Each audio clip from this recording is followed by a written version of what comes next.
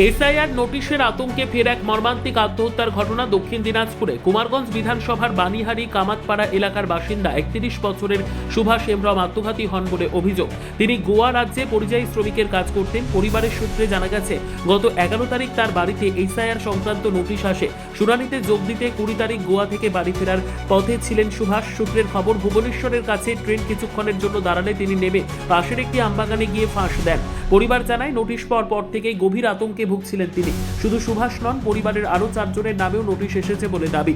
খবর পেয়ে পরিবারের পাশে দাঁড়ান তৃণমূল কংগ্রেসের জেলা সাধারণ সম্পাদক মফিজউদ্দিন মিয়া। তিনি অভিযোগ করেন, এসআইআর প্রক্রিয়ার ভয়ে এই মৃত্যু।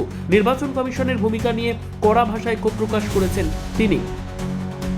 অশোকগ্রাম অঞ্চলের বানিহারি কামাতপাড়া গ্রামে আমরা এসেছি। এখানে আমাদেরই এক সহকর্মী, আমাকে আদিবাসী ভাই, গত 11 তারিখ খবর পেয়েছে যে তার নোটিশ এসেছে এসআইআরে। তাদের পরিবারের নাম 2002-এর তালিকায় ছিল না। ওই 11 তারিখ গোয়া থেকে রওনা দিয়েছিল। গোয়া থেকে রওনা দিয়ে ভুবনেশ্বরের ওখানে ট্রেনটা যখন সিগন্যালে দাঁড়ায়, সেই সময় নেমে গিয়ে বিভিন্ন সময়ে আমরা তার লক্ষ্য করেছি, তার গতিবিধি আমাদের যারা সাথী যারা ছিল ওদের সাথে লক্ষ্য করে দেখেছি। ওই এসআইআর কারণে প্রচণ্ড আতঙ্কে ছিল। সেই আতঙ্কের কারণে ভুবনেশ্বরের কাছে ওইখানে এক গাছের গামছা দিয়ে সেখানে আত্মহত্যা করে।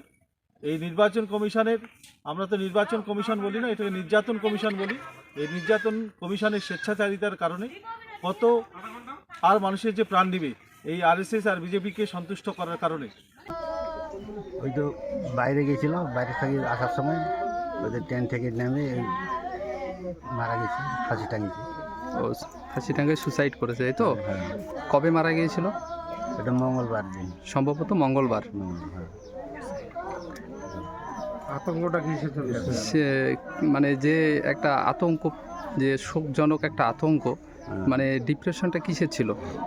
এই এসআইআর এর জন্য নোটিশ পাওয়ার পর? নোটিশ পাওয়ার পরে তো নোটিশ পেয়ে বাড়িতে আপনারা বলছিলেন যে। ব্যুরো রিপোর্ট, উত্তর বাংলা সংবাদ।